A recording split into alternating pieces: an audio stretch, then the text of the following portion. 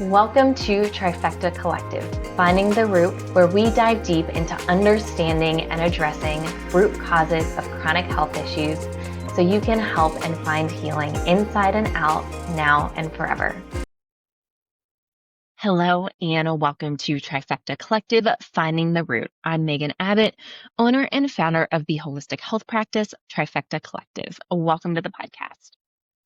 So today is a continuation of the last episode of anxiety and looking at anxiety through a little bit of a different lens, a holistic lens. And so if you didn't listen to part one, I highly recommend going back to part one.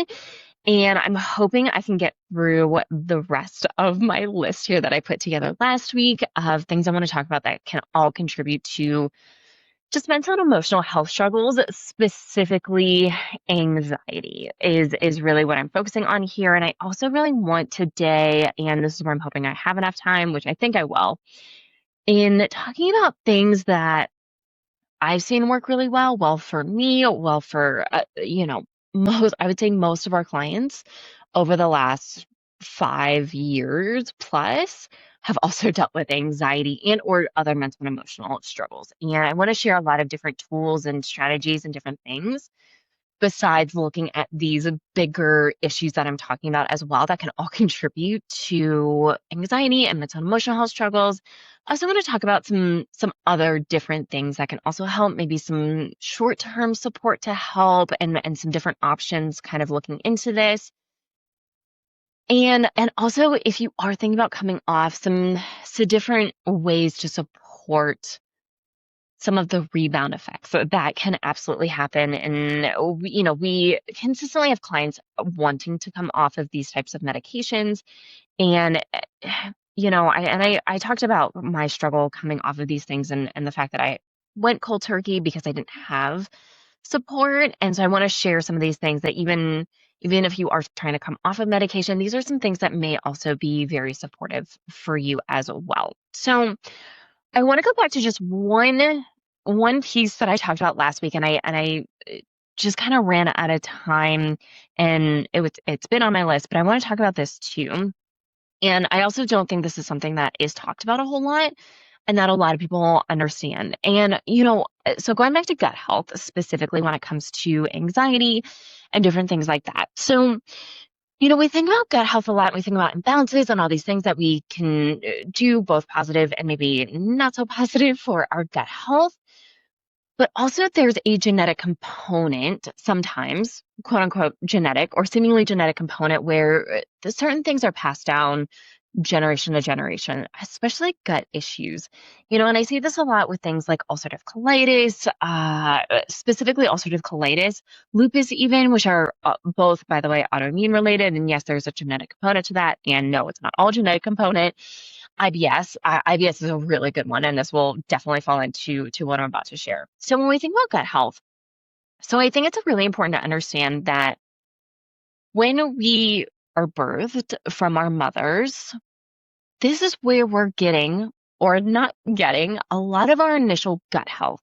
And so a lot of these gut issues that are seemingly passed down, sometimes actually they are, but not for the reasons that we think. It's not necessarily genetic, but really that our starting gut health is our mother's gut health, assuming we are birthed vaginally. So if our mother has a natural birth and that is how we are birthed, that is where we are getting our gut health. And that is one of the last things that happens when we come out is like we get that gut health from our mother. So it's really important to understand that if your mom's gut health, for whatever reason, was not in the best place at the time that she was giving birth to you, well, you're already starting at a little bit of a disadvantage. And once again, this is not about blaming her. This is also something that was not known for a while as well. It is very well researched now and very well studied and documented that this is what happens. So if we're getting gut health from our mother and her gut health isn't the best, we are also picking up on that. And we're starting at potentially a little bit of a disadvantage. And maybe we're put on antibiotics, especially I think my generation and up, a lot of us were just put on a lot of antibiotics. Whenever we got sick, it was just, here's an antibiotic, like every single time, which is where a lot of the antibiotic resistant issues have now come from. And I think it is different now. I think people just have a little bit more knowledge and education around this. I don't see it as often. And not saying antibiotics are bad by any stretch of the imagination, because like, thank goodness for Western medicine when it comes to acute issues. And we need to understand that also when it comes to viruses, antibiotics don't do anything. So assuming it is a bacterial issue and our body's having a hard time fighting it, thank goodness for antibiotics. Like, amazing, great, awesome. So a lot of women are also given antibiotics during pregnancy for a variety of reasons. Oftentimes, once again, I think this was more common kind of my generation and up, but this was also pretty common. So if you're given antibiotics and you're killing all the bad stuff, but you're also killing all the good stuff, there's not a lot of good stuff to take out with you when you are birthed. The other thing is if you are not birthed naturally, you don't get that at all, good, bad, or other. And so that can also put you at a disadvantage, especially if it was like something like an emergency C-section. We need to understand that the birthing trauma, while it absolutely impacts the moms and can impact the way she's able to care for us, especially initially, that can play a big role with us too. So if we're already coming out with, basically we're not getting any of the good bacteria stuff because we're not birthed naturally for whatever reason. And once again, thank goodness for C-sections, because they're absolutely necessary sometimes and it can be very life-saving.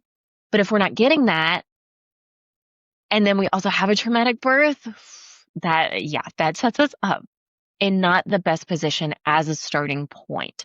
And now there's a lot of things that we can do. There's, probiotics, prebiotics, our mother's like breast milk, breastfeeding. I mean, all of that stuff can go a super long way. And there's a lot of ways to work through all of these things. And I also think it's important to acknowledge that this is how we get our initial gut health.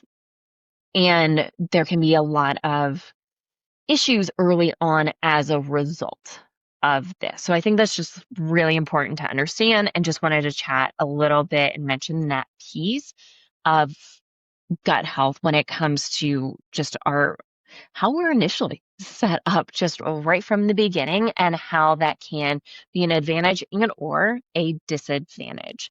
So something to think about here. So the next piece I want to talk about is hormones. And when we talk about hormones, most people think about, oh, I have a hormonal issue. Oh, we're talking about estrogen, progesterone, and or testosterone. Well, we also have cortisol and our stress hormones, cortisol being the biggest one. We can even put adrenaline in there. So, depending on who you are, you may put like epinephrine, norepinephrine in there as well. Those can also be considered neurotransmitters as well. So we can think about that. And then we also need to think about thyroid hormones. And thyroid hormones, I would say, don't play as big of a role here when it comes to mental and emotional health. And I'm putting a little bit of an asterisk on that. I would say directly, not usually. However, many people with thyroid dysfunction also have mental and emotional issues, but that's also because there are so many things that impact the thyroid, including cortisol, including our sex hormones. So I think that's important to mention. So I think about cortisol. Cortisol is a stress hormone, and many, many, many people, especially women, have cortisol dysregulation issues. This was me 100%.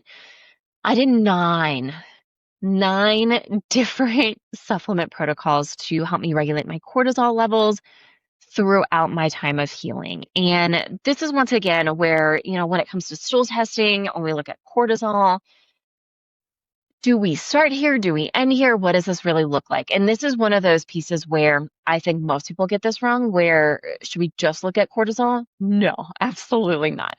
Cortisol is a stress hormone. So if it's a stress hormone and we have stress hormone dysregulation, if we only look at the hormone itself, well, we're missing the bigger picture of, okay, well, what's triggering the stress, which then triggers the stress hormone imbalances to go into effect. And if you're not super familiar with cortisol levels, there is no high, there is no low. It is cortisol dysregulation. Please go back and listen. Very early on, we did several episodes on cortisol dysregulation. I highly recommend going back and listening to those because we talk all about cortisol dysregulation issues. And most people don't have a high or low issue. Most people have a cortisol curve issue, and we can see both high and lows. Within that, we can also, for me, I've had an opposite curve where I start low at the beginning of the day and it just increases throughout the day. I've also had a straight line where my cortisol is technically high when I wake up, but then it's low throughout the rest of the day, and then it starts to get high again because it's literally just a straight line. And I have a test result that shows like a straight line. I have a little upper blip for when I worked out that day, and then continuation of my just straight line. So cortisol is a stress hormone, and if we have cortisol dysregulation issues, we're probably going to have anxiety, specifically anxiety. We can also have some depression, some other mental and emotional struggles. By and large, though, we'll see anxiety, especially if your cortisol is higher than we'd like to see it in the evening. And this is where a lot of people fall into the trap of, I'm tired all day, I go to bed, and all of a sudden I can't fall asleep, and I'm not tired. I'm tired but wired is kind of the saying that we use.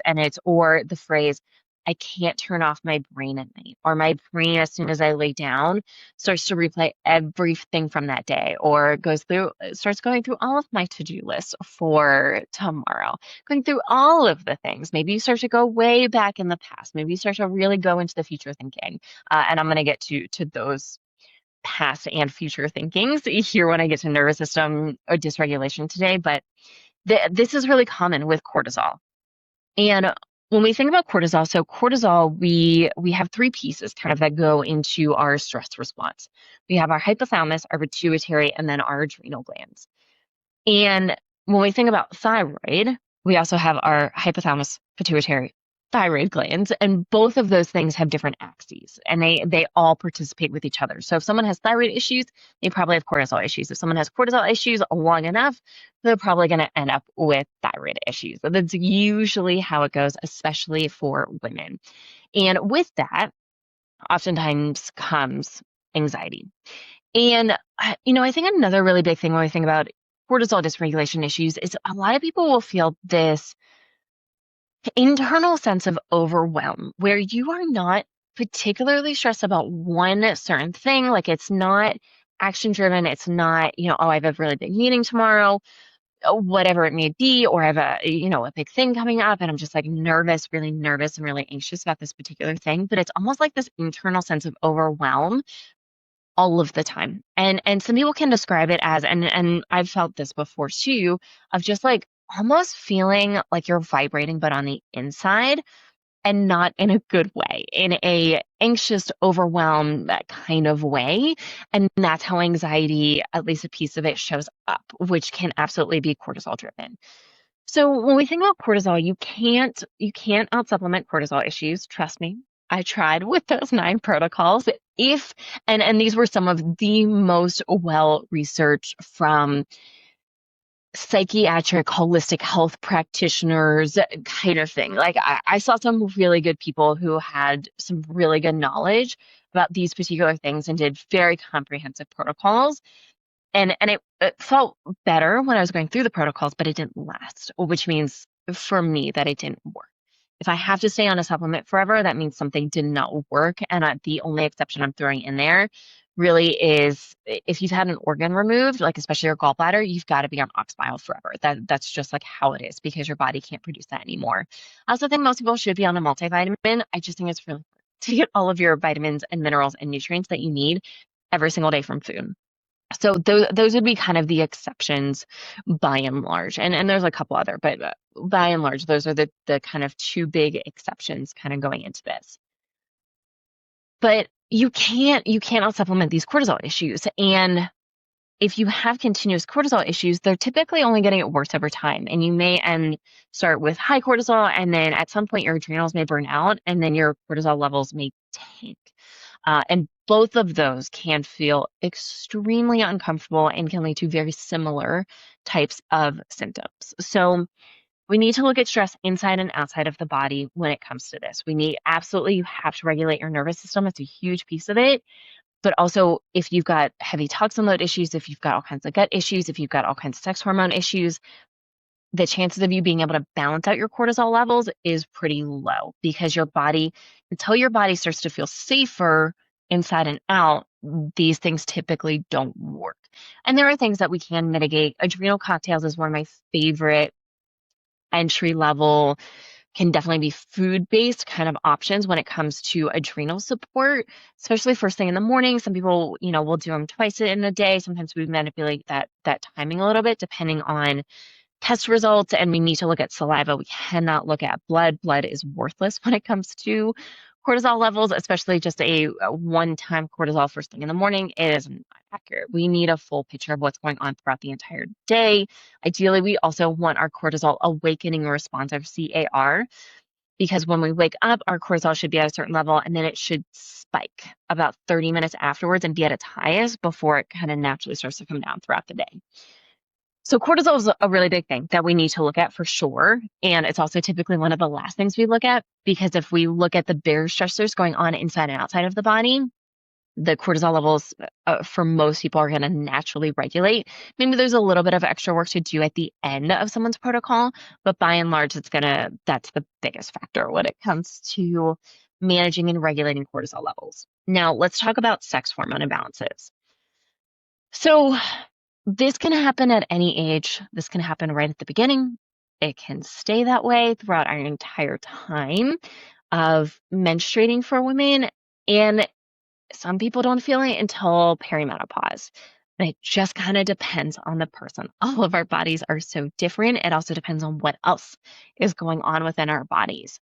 If you have hormone imbalances, if you skip periods, if you have really heavy periods, if you have really long periods, if you have a ton of cramping, if you have headaches or migraines, if you have histamine issues, if you have, if your anxiety and or mood fluctuations quite a bit, PMS type of stuff, by the way, none of that is normal. Your periods should not feel like you're riding a roller coaster of life throughout those, give or take 28 days of our menstruating cycles.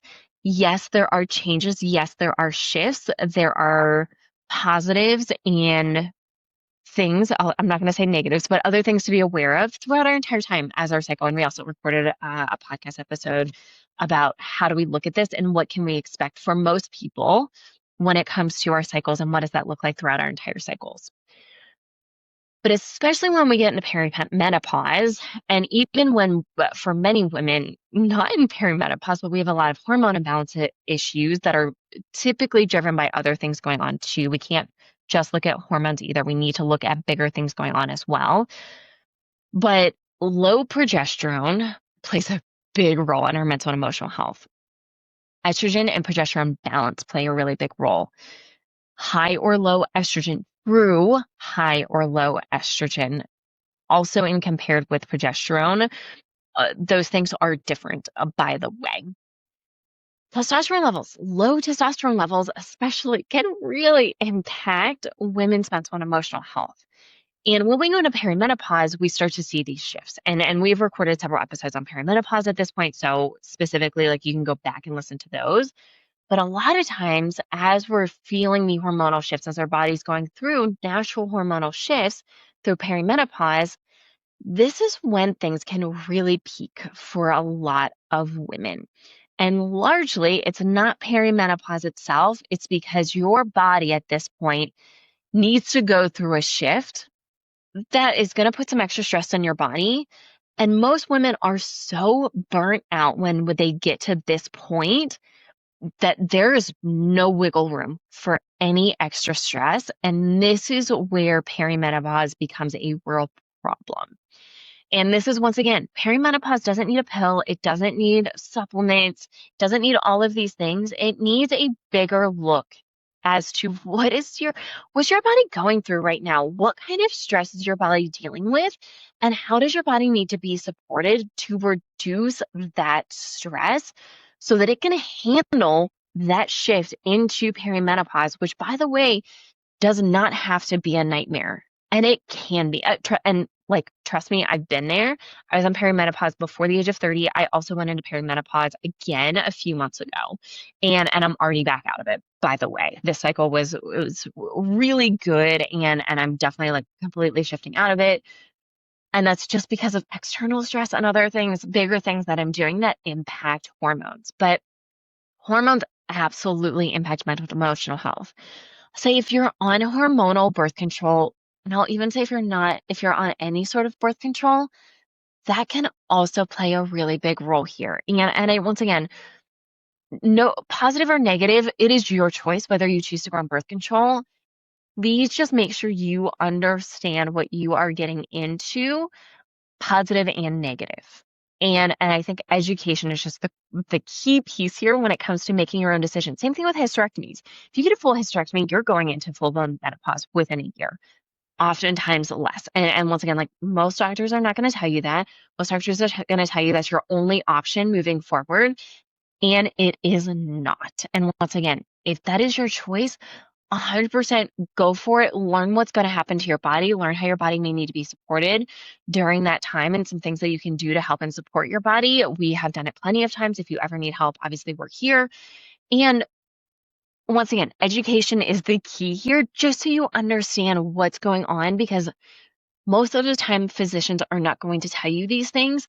And by the way, most of them don't know most of these things, which is a huge problem. They also don't have the time typically, because they're going through, patients every 5 or 10 minutes, and that's the business model of most doctors' offices. Where, in 5 minutes, it's hard to go through all of the, hey, by the way, like birth control is a class 1 carcinogenic. It's in the same class as asbestos and tobacco. I've never heard a doctor tell anyone that. And that's a real problem. And I know for me that I experienced, especially while I was on the pill, this was particularly big for me, that there were certain ones that I went through many throughout and this changed over the years, by the way. I was on birth control for 16 years, and this changed over time too, where I felt like all of a sudden I would hit like some really dark places, and I switched birth controls, and that was it. That was playing a really big role. So that's important to understand.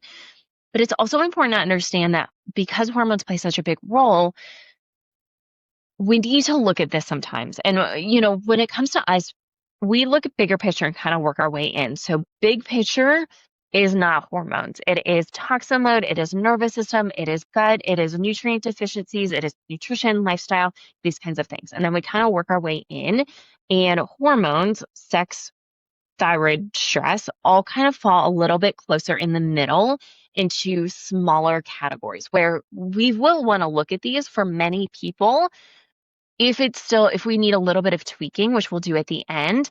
And for some people, everything just balances itself out when we address the bigger things, which is why we do that in the first place. So when we look at these, we also need to understand, and I'm seeing a lot of coaches who are maybe not the most well-trained, and or men.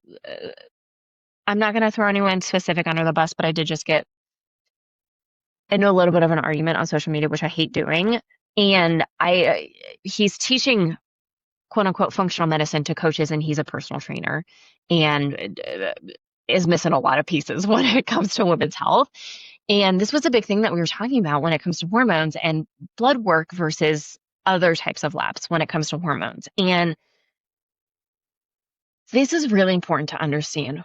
And women, you will absolutely know what I'm talking about. And this is just something that, no offense to men, I just don't think they will ever understand, because our bodies don't respond like this, that they will ever understand. And this is that our hormones impact so much going on within our bodies. Mood, I mean, you can be going from laughing to crying in less than 30 seconds. You can go from a rage-filled monster to only wanting to curl up in a ball and want someone to like cuddle you. Once again, within a few seconds, within a few minutes. And that can be a drastic shift. and very quick. And this is why looking at only blood tests for hormones for most people is a huge mistake, especially if you are going through hormonal struggles. Now, there are certain blood tests that are really valuable, that are really great. Sex hormone binding globulin, LH, FSH, like these things aren't going to shift the same way as estrogen, progesterone, and testosterone for us. We also need to understand that even, especially within the estrogen category, and really the testosterone, we'll say testosterone and androgens because there's quite a few different levels within that, but especially our estrogen levels, there's a lot of different types of estrogen. There's also a lot of different pathways that all three of these can take, some of which are favorable, some of which are unfavorable. And all of that matters. And so looking at saliva or urine is way more accurate and gives us way more information when it comes to our hormone health. And because blood is a moment in time, which is fine for most things, by the way, most things are not fluctuating drastically on a day-to-day basis, on an hour-to-hour, minute-by-minute basis, but our hormones will. And this is why urine or saliva, which is giving us, when we think about urine, which is really the gold standard when it comes to like functional medicine hormone testing, this gives us hours worth of data. Urine is hours versus a moment in time with blood work. And when we take something like a Dutch test, the Dutch Complete is typically our favorite. We're taking multiple samples throughout the day on specific days. It is day 19 to 21 in our cycle. And we are specifically looking at that period of time because that's when most people are experiencing the most amount of issues, because our progesterone should be a little bit higher and our estrogen should be a little bit lower during that period of time post-ovulation, assuming someone is ovulating. And once again, blood tests for ovulation can, there are some different tests for different things, but if we're looking at broad spectrum hormones, urine or saliva is just going to give us more accurate information because we're getting more time periods of that as opposed to a moment in time where, maybe our progesterone is just low at that moment. Maybe our estrogen is high at that moment and is about to drop. So all of that stuff matters. So this is why we really if we're going to test hormones and really take a deep dive, we want to know where all of your hormone levels are. Different progesterone levels, different testosterone and androgen levels, different estrogen levels, and all of those pathways. We want to see what all of the pathways are doing because all of that also matters, not only in your hormone health, but also long-term health. There's one particular pathway that is very unfavorable that has been linked to cancer. So, that is a great pathway to be aware of. And if your body's using that, there's a lot that we can do to shift that and potentially limit the risk of you getting cancer, which why would we not want to do that? So, and once again, this is lower level priority because there's so many things that impact hormones. So we need to look at hormones. And I'll say a lot of times low progesterone is a big contributing factor, although I've seen I've seen everything across the board. I've seen low estrogen, high progesterone. I've seen low everything. I've seen high testosterone, low estrogen, and progesterone. I mean, I've seen it all, and it all makes a big difference when we look at this. The other thing we need to understand, and this is so popular right now, and once again, I've done several other episodes on this, but I also want to mention it again here when it comes to anxiety. Histamine intolerance and or mast cell issues. So mast cells are types of cells that we all have. There's a lot in our brain. There's a lot in our gut. When they are dysregulated from chronic stress, and once again, I say broad spectrum of chronic stress here. I also did an episode not too long ago on chronic stress and really what does that all encompass. It was super great, super important episode if you haven't listened to it yet. So when we look at this chronic stress, that can dysregulate mast cells. And when mast cells are chronically dysregulated, one, they cause mental and emotional struggles by themselves. They can also cause issues with the production and or transportation of neurotransmitters. When mast cells are also dysregulated, they can produce histamine.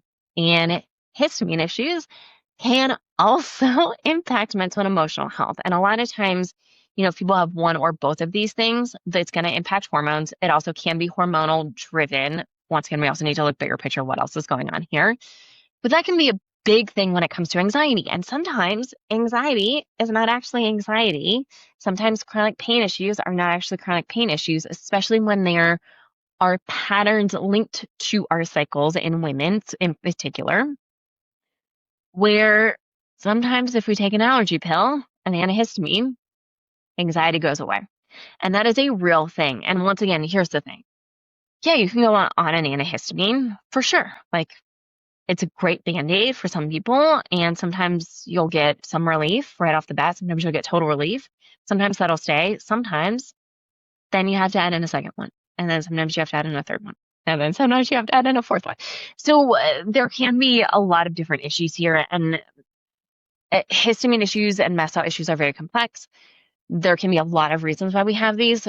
Gut levels, toxin levels play a really big role in both of these. So we definitely need to look at both of those.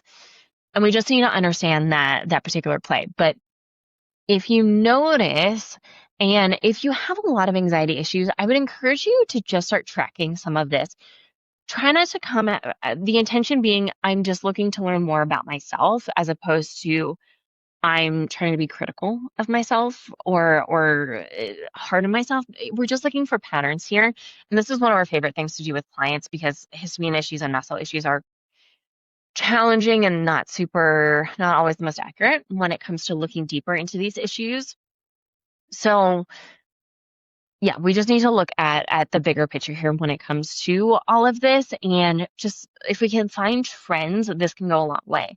If you also notice that sometimes after eating certain foods, you get really congested or stuffy, or sometimes your anxiety is worse, keep track of that too, because there are high histamine foods. There are histamine producing foods. There are also foods that limit our DAO, which DAO breaks down histamine within our body. All of that can matter as well. So we need to look at all of that. And once again, go listen to some of the other episodes I recorded around this. A low histamine diet is not the way to go. It will not fix anything. It might give you some temporary relief, and it can cause a lot of harm long term. So that can also play a big role here. Okay, now we get into some of the meatier stuff here. Obviously, trauma and a dysregulated nervous system also play a really big role here. And once again, this was a huge piece for me. This was a huge piece of my anxiety and overall mental and emotional struggle issues. And even when I think back to, a lot of I had many suicide attempts throughout my years, especially from 11 to 21 was my time period where I was really, really struggling. A lot of this went back to my brain didn't know how to cope with having a parent that was so many different people, being an alcoholic who was loving one moment, and then, within an hour or two later could be yelling at me saying I was the worst thing that ever happened to her. And, a child's brain cannot handle that. I mean, even my adult brain cannot handle that quick of a switch in someone. Obviously now my brain is fully developed and I can understand why. And it is still very confusing for my brain and having those types of switches. Obviously, as women, hormones, as I just mentioned, we could have some of those. And it's very confusing. And so trauma, especially early childhood trauma, and if you're not familiar with the ACEs test, the Adverse Childhood Experiences test, please go look at that. It's a great look at how different types of trauma, it looks at big T trauma, having an absent parent, having only one parent, having a parent who's an addict of some sort, having a parent in jail. But it also looks at lowercase T trauma. Did you feel loved? Did you feel like you belonged as a child? All of that matters, and all of that's really important. And I'll say, even as we go through not just childhood, but even into adulthood, different experiences can also increase anxiety and mental and emotional struggles. If you're in a bad situation in a relationship, and that might be with a parent, with a friend, with a significant other, if you're in an abusive relationship of any sort, physical, mental, emotional, sexual, spiritual, any of those, that plays a big role. I'll tell you that my especially my depression got really bad. I was in an abusive relationship in my early 20s, and that really did a number on me for a variety of reasons. It took me a long time to come out of that as well.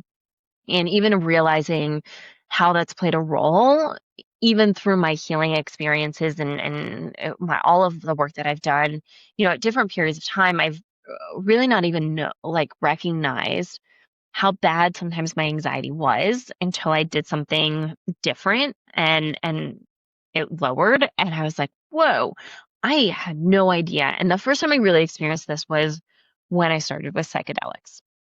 And once again, I don't think psychedelics are the way for everyone. I did not start there, by the way. And I think they can be a very valuable tool. And when I first started microdosing, psilocybin specifically, which is magic mushrooms, if you're not familiar, and it's taking a microscope. I mean, teeny, tiny. I'm talking anywhere between zero point zero 0.02 grams to 0.15 grams. That's microdosing. You have a non-psychedelic type of experience, and there are different benefits that many people experience, including decrease in anxiety and depression. And that's largely because many of these psychedelics, specifically psilocybin, works with serotonin receptors. And sometimes people just have low serotonin levels. And this could be for a variety of reasons. This could be maybe this is gut health, maybe this is toxin load, maybe it's hormones, maybe there's just a lack of communication for a variety of reasons between our serotonin levels production and transportation to our brain. There's a lot of different factors that go into this. And psychedelics can be a very valuable tool for many people. And I know for me, after the first couple of weeks that I started microdosing, I noticed how much lower my anxiety was. And I didn't even realize that I was still struggling.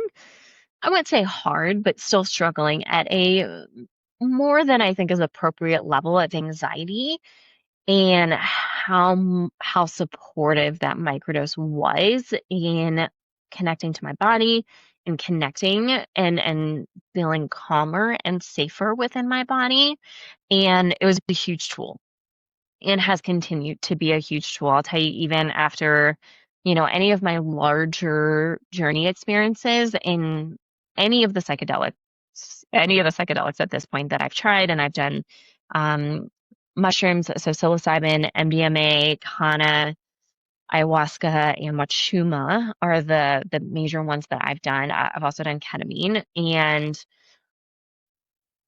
these all make a big difference. And and they're all different. They all have a time and a place. Also, sourcing, I've only done these with professionals, by the way, and I'm not necessarily talking about licensed professionals. I'm talking about people who have a ton of experience in the psychedelic space and know how to hold a safe space and know setting and all of these things, which go a super long way and are not to be discounted. I mean, I have people who we work with who do psychedelic experiences, and I can tell that they're not working with someone who is actually trained in this, and how big of a difference it really does make. And I've hosted my own retreat. I've also hosted and supported in other people's retreats, and it makes such a big difference. And you can tell who has experience and who doesn't, and it just makes a really, really, really big difference. And you can also have some really bad experience. I mean, I've seen some people have some really bad experiences, and that is another type of hole to climb out of. So a lot of precaution when it comes to that, and can be a valuable tool. But trauma impacts the body so systemically and so much, and we can hold on to that even when we're out of it.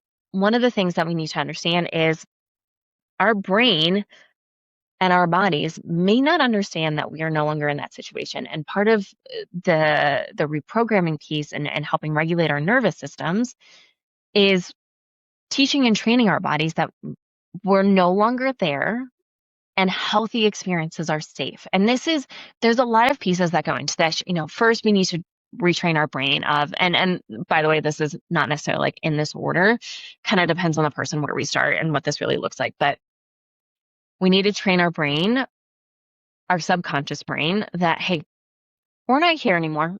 We don't have to be in this protective pattern. We don't always have to be looking for everything around us. We don't need to be hyper aware of everything around us in case something happens. Like, we're not in that environment anymore. We're safe, and it's okay to relax. Our bodies also hold on to this trauma. So we need to let our bodies know, hey, we are not in this anymore. We don't have to constantly be on this. And we're allowed to feel those emotions. A big piece of this is feeling the emotions that most of us didn't feel at that period of time and allowing those to be processed in an appropriate and safe way. That's a big piece of it. And then another big piece is also, once we've done those things, we also need experiences to tell our brain and our body that these things are safe. And I'm going to walk you through an example here that I like literally just went through in doing this whole process. And there's a lot of experiences that I could share, and there's just so many examples. So, I just underwent this very significant period of stress. My significant other was diagnosed in January, or was diagnosed in March, really started feeling symptoms in January, diagnosed in March with cancer. 34-year-old healthy guy diagnosed with cancer, a stage 2 Hodgkin's lymphoma cancer, which of all the cancers, not the worst cancer. And I just found him.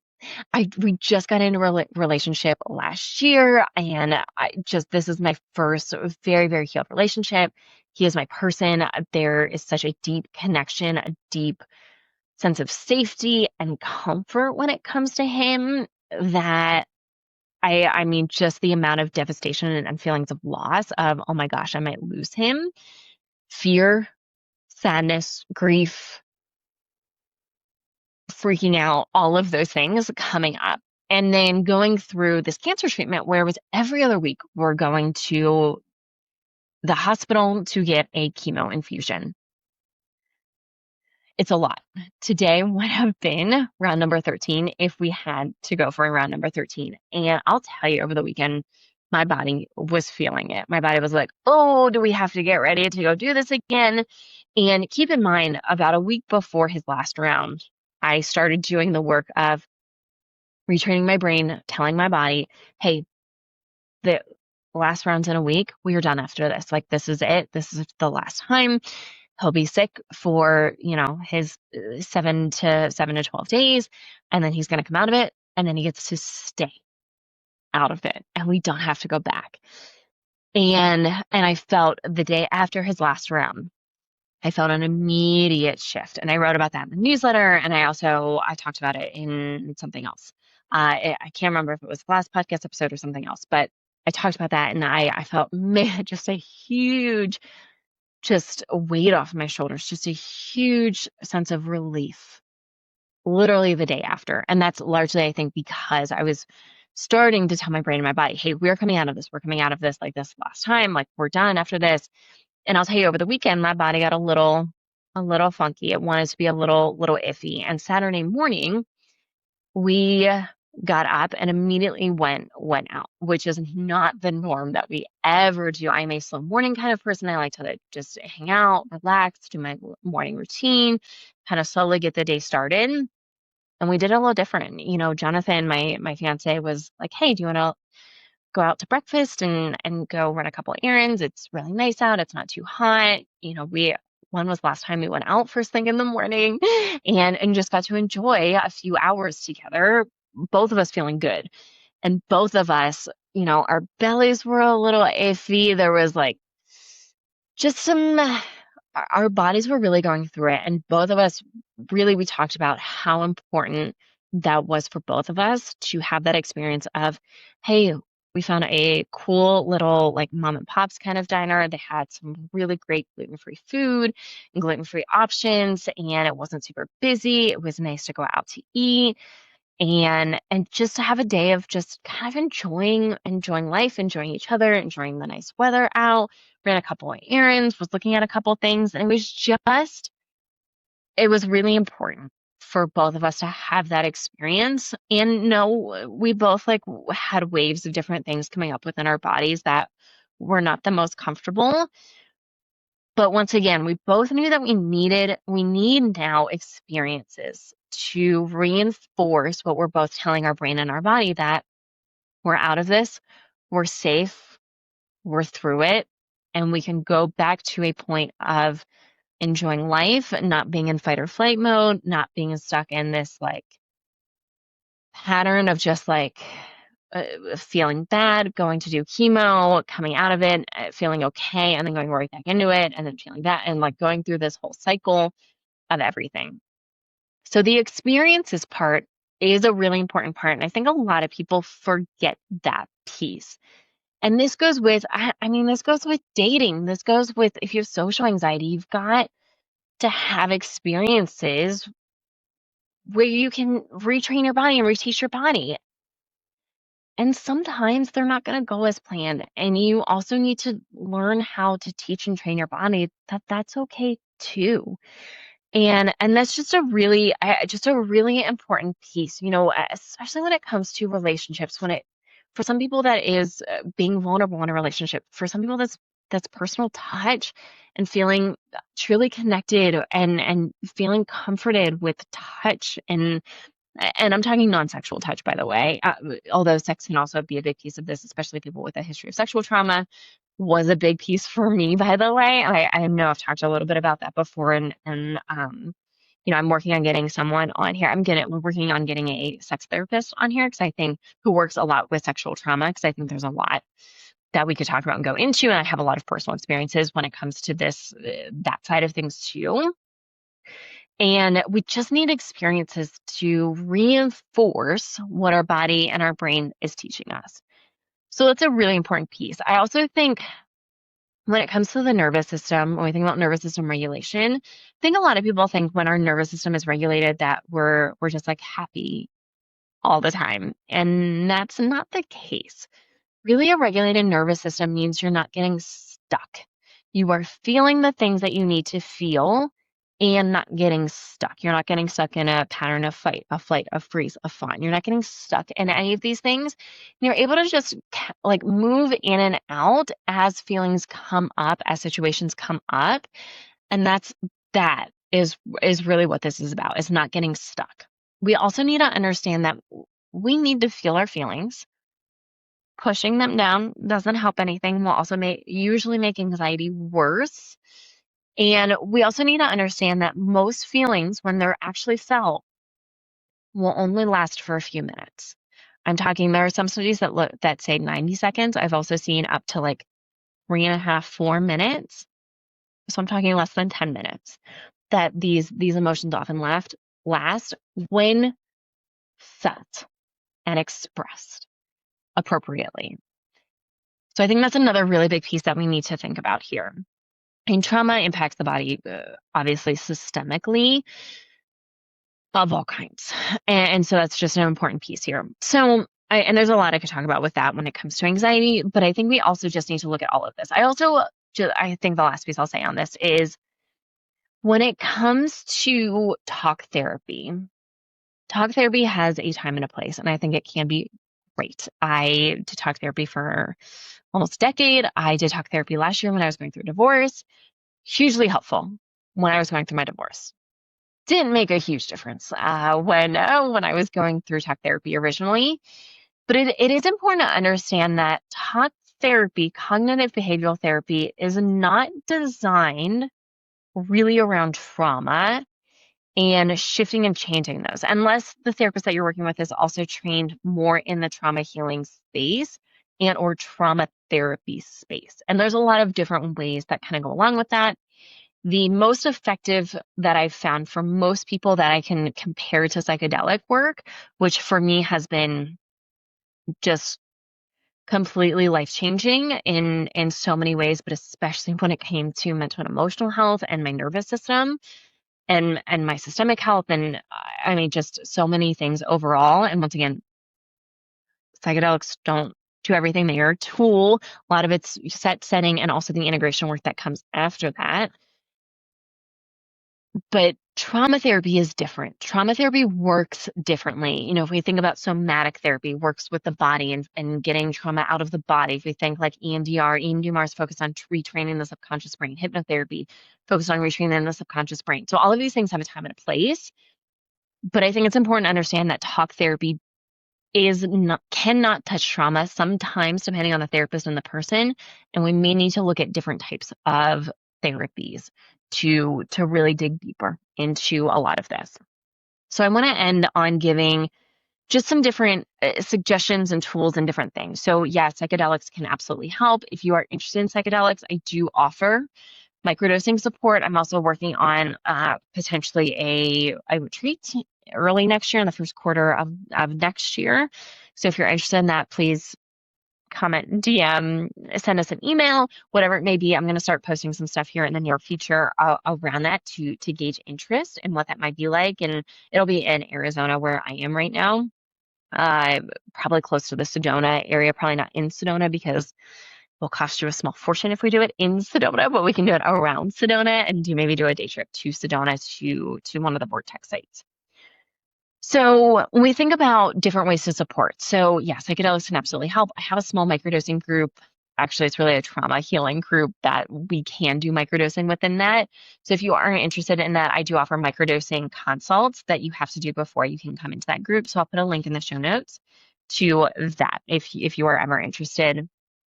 I also need to make sure you're the right type of person and that you're in a good enough place where psychedelics are appropriate for you. There's also some health restrictions as to certain types of psychedelics may not be appropriate for certain types of people.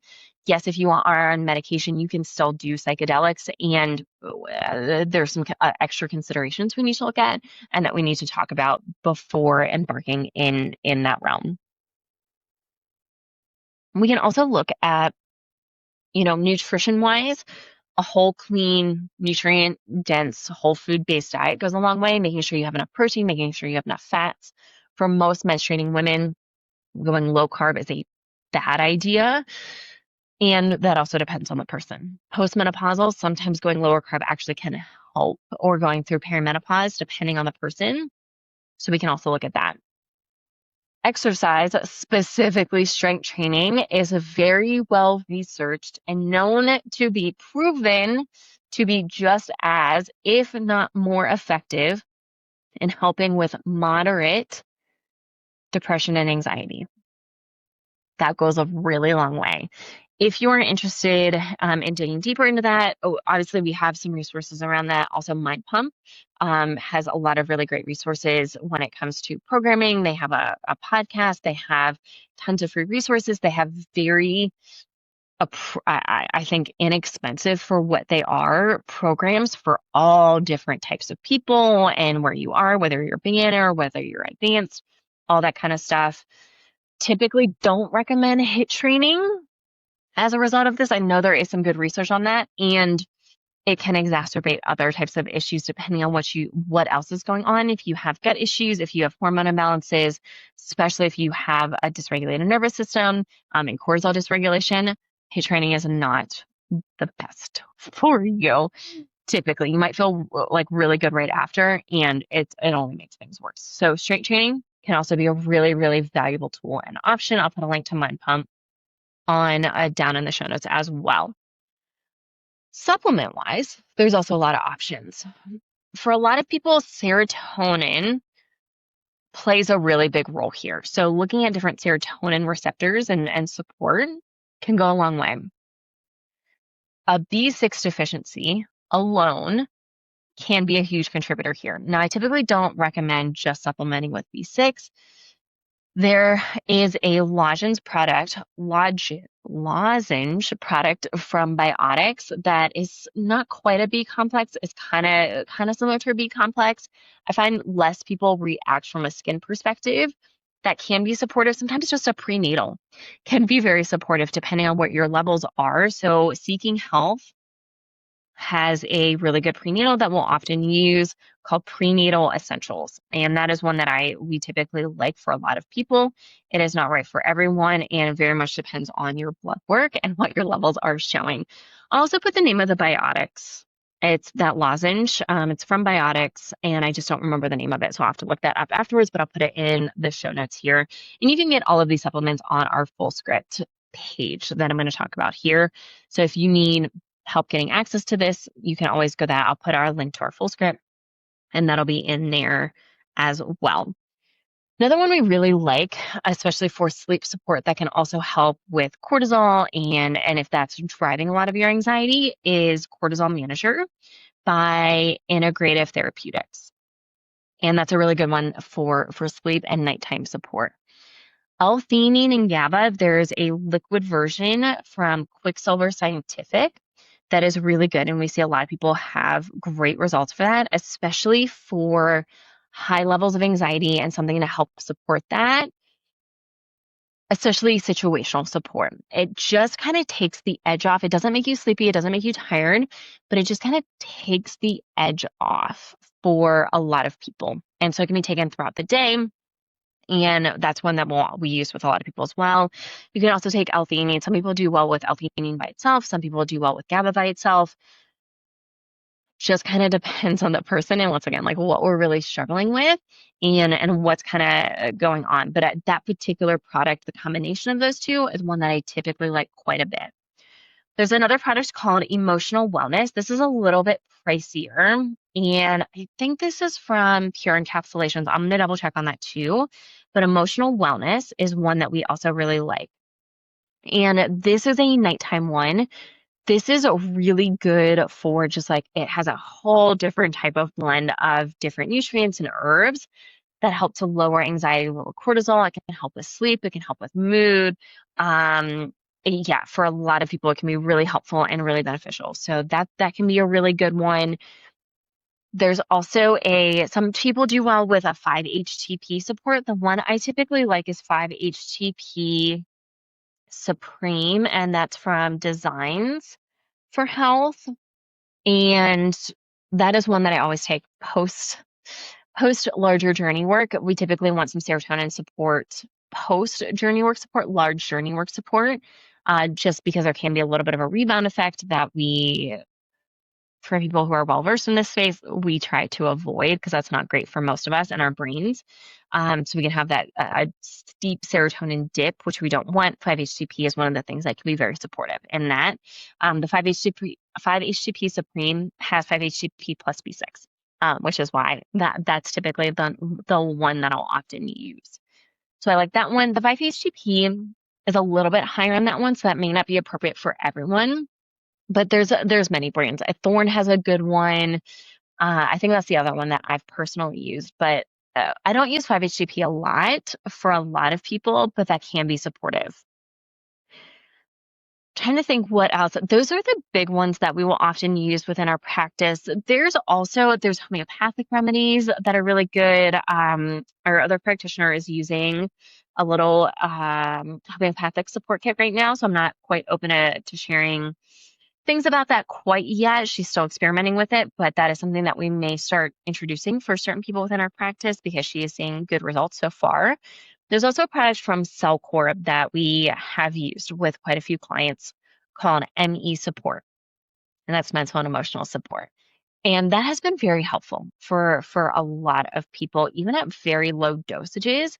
So that can be a really good option too. You do need access to Cellcorp products, and if you need help with that, obviously just reach out to us directly. We're not allowed to share our link publicly, which is why I can't just link it in our show notes. We're not allowed to. So if you need access to that, just send us an email and we can or comment on anything, and we'll be more than happy to share and give you some support along those lines. So any and all of those things can be very helpful and very supportive. I'll also say breath work, meditation, journaling, somatic work, TRE, which is trauma releasing exercises, all tapping, all of these things can also be highly, highly effective and also free. There's also, breathwork classes, sound baths can be really helpful for a lot of people.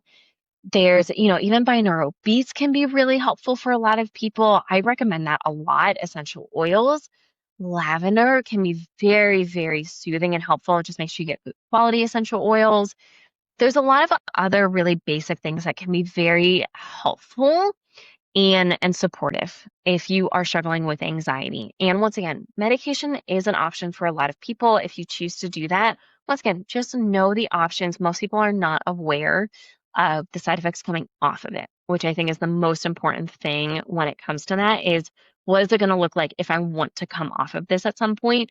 What are potential side effects and what does that really look like? We just had someone who was tapered off and tapered off within 3 weeks, which for me is way too fast. And I mean, once again, I typically like to take 3 months to come off of something. And once again, she experienced in my opinion, the most negative side effect, which is the brain zaps. And that's really tough. The rebound headaches and migraines for some people is the worst. The rebound anxiety can be worse for some people. And these are all temporary and they can last some time. So there's a lot of different options in helping to support the body. There's also things like craniosacral therapy, somatic types of therapy, even working with someone experienced in the trauma healing space that works with fascia. That can go a super long way. There's just a lot of different tools and options. Supplements can be good for some people. Certainly for everyone, some of the nervous system regulation work can be really helpful. And it just kind of depends on the person. And what I encourage people typically to do with this kind of work is try out several different types. See what resonates with you, see what feels most effective for you, and also be open to switching things up. For me, sometimes meditation has been more helpful. Sometimes breath work or being out in nature has been more helpful. For other times, listening to music, listening to binaural beats has been more helpful. And so there's a lot of different things that can be helpful. And so don't be afraid to try a bunch, and also don't be afraid to switch things up as needed. So I think that's a good point to wrap up. If you want me to dive deeper into any particular aspects of this that I talked about today or even last episode, comment, send us a DM, send us an email, and happy to do a deeper dive into any of these other pieces. I could easily do a whole episode on any of these and do a really deep dive into any of them. So if you want to see that, please just let us know, and I'll be more than happy to do that. As always, thank you so much for listening. Please like, subscribe, follow. If it resonates, 5-star reviews really, really, really mean the world to us. Thank you so much for listening, and we'll see you next week.